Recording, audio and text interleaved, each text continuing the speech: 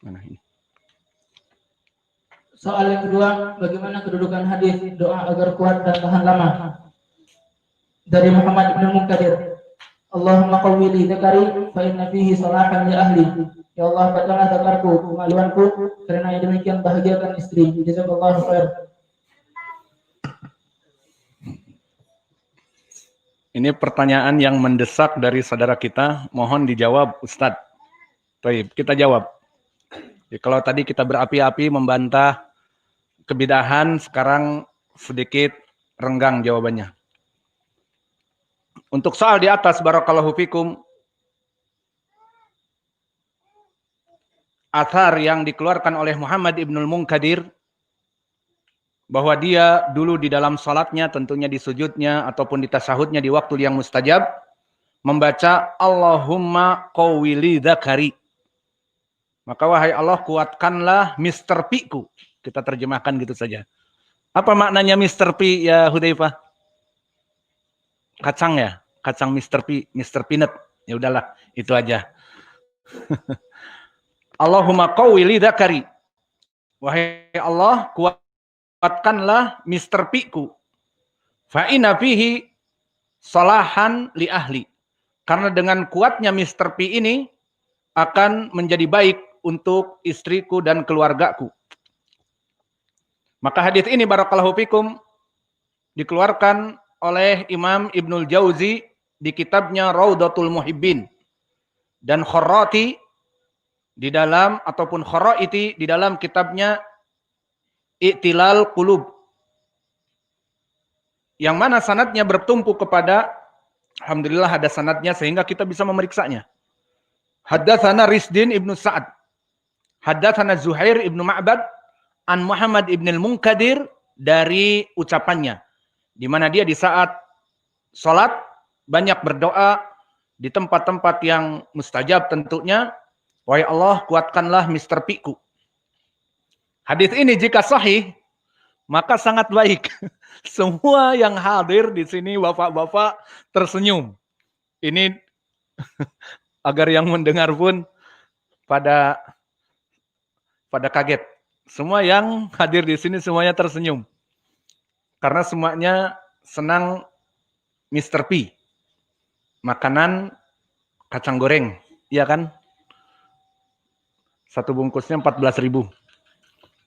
Namun sayang kisah ini tidak bisa untuk dijadikan hujjah. Dari dua alasan. Alasan yang pertama, ini adalah hanya athar. Maka jika sahih pun bukan ucapan Nabi dan bukan ucapan sahabat. Namun tidak apalah jika sahih. Athar sahabat, athar Muhammad ibnul Munkadir, dia adalah tabi'i yang meriwayatkan kebiasaan dari siapa? Muhammad ibnul Munkadir an Jabir. Dia murid dari Jabir ibn Abdullah. Berarti dia di tabaqah tabi'in. Secara mutlak, tabi'in yang kabir, atau mutawasid, ataupun shagir, yang jelas dia dari tabi'in. Dari kelompok Qurun al-Mufaddalah. Dan yang kedua, di sanadnya dhaif. Di sanadnya ada Risdin ibnu Sa'ad. Dan Risdin ibnu Sa'ad adalah rawi yang hafalannya rusak. Telah berkata Yahya ibnu Ma'in, Abu Zur'ah, dan yang setelahnya Imam Ad-Daruqutni mengatakan Risdin ibnu Sa'ad dhaif dari segi hafalannya. Maka lafaz yang ditanyakan oleh saudara kita kepada kita tentang athar Muhammad ibnul Munkadir, kita katakan sanadnya dhaif. Namun meskipun dia dhaif, apakah dari kisah yang inspiratif ini melarang bagi kita untuk kita mendoakan di waktu-waktu mustajab agar Mr. P kita kuat? Apakah ada larangan? Ini Rafiq ketawa terus. Tahu apa Mr. P? Maka di sini yang menjadi kisah inspiratif, apakah boleh kita berdoa seperti itu? Meskipun sanadnya dhaif, namun biarlah dari athar itu dhaif. Namun pertanyaannya, apakah boleh kita berdoa di waktu sujud kita dengan doa seperti ini dari kisah inspiratif tadi? Jawabnya tentu boleh. Dengan keumuman al-adillah, Allah berfirman, "Ud'uni astajib lakum." Berdoalah kepadaku, aku akan memberikan jawaban. Dan Allah berfirman, "Ajibu da'watad da'i idza da'ani." Aku akan menjawab permintaan dan doa dari doa-doa yang meminta kepadaku. Dan juga Allah turun ke langit dunia di sepertiga malam terakhir di hadis yang muttafaqun alaih dari Abi Hurairah, "Nazzala rabbuna fi kulli lailah ila sama'i dunya wa yaqul man sa'alani fa ajibuh wa man yad'uli wa yas'alani fa a'taituh wa man yastaghfiruli fa aghfirulah." Maknanya, barang siapa yang meminta ampun, aku ampuni. Barang siapa yang meminta hajat kebutuhan dalam doanya, aku penuhi. Maka di sini terbayang bagaimana seorang suami yang ingin membahagiakan istrinya atau istri-istrinya dengan angka 2, istri-istrinya, untuk pembahagian mereka, kemudian berdoa dengan doa ini. Boleh apa tidak? Silakan dijawab. Boleh apa tidak? Abu Ihsan, boleh apa tidak berdoa seperti ini? Tadi dalilnya banyak. Mutlak. Boleh. Apalagi membahagiakan istri. Maka, dohirnya dari kisah Muhammad Ibn Munkadir, dia sholat di waktu sujud, waktu mustajab. Seperti hadis yang datang dari Abu Hurairah, diriwayatkan oleh Imam Muslim, "Aqrabu ma yakunul abd min rabbihi wa huwa sajidun, fa'aksirud du'a." Maka sedekat-dekatnya jarak antara hamba Allah dengan Allah Jalla wa'ala di saat dia sedang sujud, maka perbanyaklah doa di waktu sujud. Maka misalnya kita mengambil waktu di sujud kita di salat witir yang 3 rakaat ataupun lebih, kemudian kita sujud membaca doa ini, Allahumma qawi dzakari, wahai Allah kuatkanlah Mr. Piku. Maka boleh atau tidak? Jawabnya boleh. Sehingga kita katakan hadis ini meskipun sanadnya dhaif, namun permintaan seperti itu adalah permintaan yang baik dan bermanfaat bagi dirinya dan juga bagi istri ataupun istri, 2 kali diulang istri-istrinya. Kenapa? Karena permasalahan nafkah batiniyah itu sangat dibutuhkan oleh istri-istri kita. Maka istri kita jika diberikan sandang, pangan, dan papan, tapi kenikmatan sedekah batiniyah tidak diberikan oleh suaminya, maka bisa jadi dia akan kufur nikmah. Dan ini waqi', ini real terjadi. Maka istri-istri kita jika tidak diberikan nafkah batiniyah, meskipun diberikan apa yang diberikan, maka dia akan mengatakan, wahai abangku, engkau bagaikan menyimpanku di sangkar emas. Di sangkar emas tetapi tidak dikasih batiniyah. Mobil mewah, rumah villa, kemudian uang banyak, bisa tiap hari belanja di mall. Tapi nafkah batiniyah aku tidak diberi, maka bagaikan burung di sangkar emas. Maka kesimpulannya, permasalahan kebutuhan istri kepada nafkah batiniyah yang dikarenakan dari kuatnya Mr. P, maka itu adalah perkara yang sangat diidamkan. Bukan hanya sekedar kebutuhan yang sandang, pangan, dan papan. Dan bahkan kebalikannya. Jika seseorang yang baru menikah, namanya juga baru masuk kepada mahligai, bahtera, keluarga, dalam keadaan miskin kebiasaannya.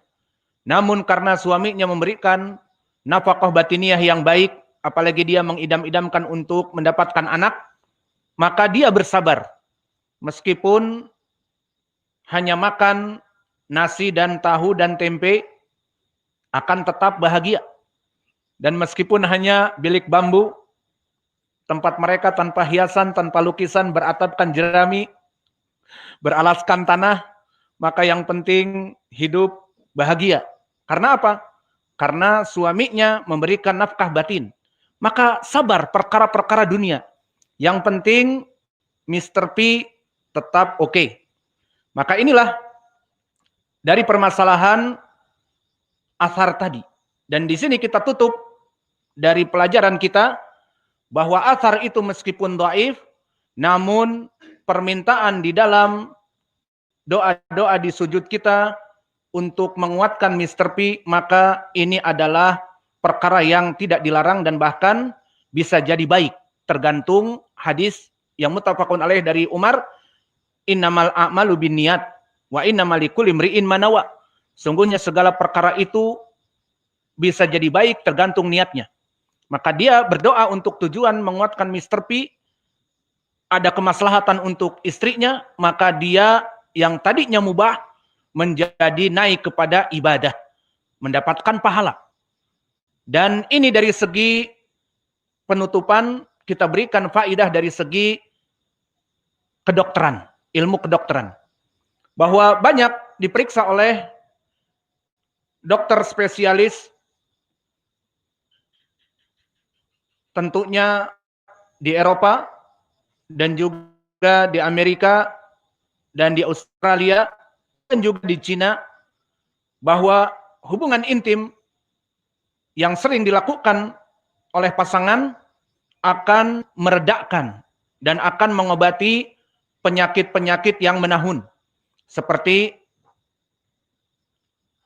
migrain, pusing sebelah ataupun sakit kepala sebelah, ataupun juga hypertension, tekanan darah tinggi, ataupun juga hyperkolesteremia, kelebihan kolesterol, dan juga artrititis seperti rematik, sakit persendian, dan bahkan lumbago, sakit pinggang, encok, itu hilang dengan banyaknya fitness bersama istri. Maka kebutuhan kepada hubungan biologis baik untuk laki-laki itu sendiri dan juga untuk istri itu sendiri, maka di sini sangat dianjurkan untuk banyak berhubungan intim dari faidah kekuatan Mr. P tersebut. Dan dulu Nabi Muhammad SAW panutan kita melaksanakan qaitus bahkan dalam satu malam 9 kali. Dan ini seperti dikeluarkan oleh Imam Al-Bukhari, anna Nabiya sallallahu alaihi wasallam kana yatufu ala nisaihi fi lailah al-wahidah walahu yauma idin tis'a niswah. Maka disebutkan oleh sahabat di Sahih Al-Bukhari dari Anas bin Malik, dan Anas bin Malik dia pembantu Nabi. Dia mengetahui bagaimana Nabi melaksanakan di malamnya, di siangnya. Dikatakan Nabi menggilir istrinya, satu malam dia mempunyai 9 istri. Maka dia gilir semuanya. Maka di sini membahagiakan istri adalah perkara yang sangat baik. Dan oleh sebab itu di dalam syariat bagi mereka yang mampu untuk melaksanakan qaitus setiap hari dan tidak ingin terjadi stagnasi, maka boleh untuk mengambil istri kedua dan ketiga dan keempat. Seperti Allah berfirman di dalam surat An-Nisa yang saya pikir ikhwah di sini sudah menghafalnya. Fankihu ma taba lakum minan nisa matsna wa thulatsa wa ruba'. Maka Allah halalkan untuk mereka manusia-manusia yang mampu dan mempunyai istri yang baik untuk menikahi lebih dari satu. Kenapa? Karena jika satu istri ada waktu sepekan haid, maka dia bisa kepada istri yang lain. Maka oleh sebab itu bahkan di dalam Sahih Al-Bukhari disebutkan athar dari Ibnu Abbas yang memuji mereka orang-orang yang mempunyai banyak istri, di mana dari Sa'id Ibnu Jubair meriwayatkan dari gurunya Ibnu Abbas, berkata Ibnu Abbas kepada muridnya Sa'id Ibnu Jubair, hal tazawwaj? Qultu la. Apakah kamu sudah menikah lagi? Dikatakan belum. Qala fatazawwaj. Maka nikahlah. Fa inna khaira hadhil ummah aktsaruhan nisa. Maka menikahlah wahai Sa'id bin Jubair. Karena sebaik-baiknya umat Muhammad yang paling banyak istrinya. Sebaik-baiknya umat Muhammad, sebaik-baiknya kaum muslimin, itu yang paling jagoan. Mr. P-nya, sehingga punya banyak istrinya. Maka berkata Al-Hafidh Ibnu Hajar, khairu ummah Muhammad mangkana aktsaron nisa min ghairihi. Maka yang diinginkan ucapan Ibnu Abbas, sebaik-baiknya umat Muhammad adalah bahwa barang siapa yang mempunyai istri yang banyak dari muslim yang lain, dari mereka para monogami, maka orang-orang yang melaksanakan poligami sangatlah baik. Kemudian kita tutup dengan faidah dari banyaknya berkoitus, banyaknya membahagiakan istri, maka sangat baik untuk tubuh. Pertama, banyak sekali, kita sedikit saja.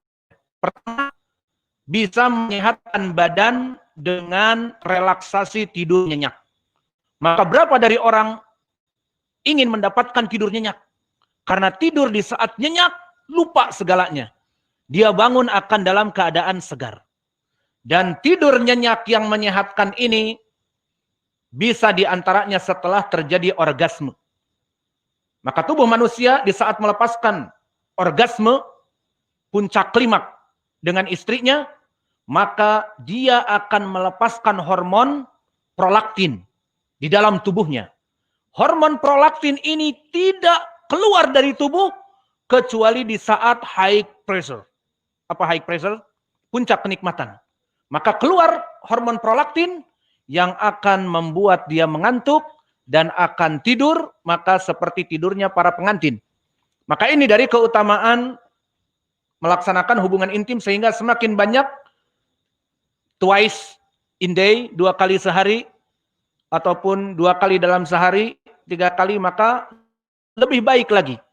Dan yang kedua, di dalam jantung itu ada yang namanya homocysteine, zat kimia di dalam tubuh yang jika jumlahnya berlebihan akan menyebabkan pembekuan pada saluran-saluran jantung ataupun pipa-pipa kapiler jantung. Maka orang-orang yang terkena jantung dan dioperasi cincin itu karena lapisan-lapisan kapiler pipa-pipanya tersumbat dengan homocysteine. Dan homocysteine ini menyebabkan penyakit jantung. Dengan banyaknya melaksanakan koitus dengan istri, maka zat homocysteine ini akan dirusak dengan melakukan high pressure. Karena di saat terjadi high pressure ataupun klimaks, maka jantung akan berdegup kencang. Maka sumbatan-sumbatan di dalam pipa-pipa kapiler jantung itu akan rusak dan tidak akan menjadi penyumbatan. Ini yang kedua. Sehingga orang-orang yang banyak membahagiakan istrinya jarang terkena penyakit jantung. Dan permasalahan yang ketiga, mencerdaskan otak. Maka mereka orang-orang yang banyak berhubungan intim dengan istrinya, dia jadi cerdas dan hafalannya kuat. Karena akan mencerdaskan dan menguatkan hafalan. Dan penelitian ini telah diperiksa di Oxford, tentunya oleh orang-orang Nasoro di Inggris, yang mana mereka mengatakan bahwa di saat high pressure mendukung dari sel-sel baru di dalam otak. Maka sel-sel di dalam otak akan terus diperbaharui dengan high pressure yang dia dapati dari hubungan intim. Maka orang-orang yang banyak melaksanakan hubungan intim, diperiksa oleh mereka, sel-sel otaknya itu baru terus. Dan sel-sel otak jika baru, maka kecerdasan, memori, dan juga cepat nangkap, dan daya kreativitas, dan pemikiran yang benar, itu akan lebih berkembang. Dibanding dari orang-orang yang sel-sel otaknya tidak banyak berubah ataupun tidak ada sel-sel yang baru. Dan sel-sel yang baru ini didapati di saat high pressure. Dan yang keberapa sekarang? Yang keempat, obat awet muda. Seperti disebut oleh dokter dari yang tidak usah kita sebutkan namanya, ada namanya, dari dokter ahli psikologi, dia mengatakan bahwa orang-orang di saat melaksanakan coitus dan high pressure, di saat mengeluarkan syahwatnya, maka dia melepaskan hormon HGH, apa HGH? HGH, ataupun endorfin. Maka sehabis klimaks mengeluarkan hormon HGH yang dinamakan dengan endorfin, yang mana hormon endorfin jika keluar akan memperbaiki keriput-keriput dan kulit-kulit yang kendur.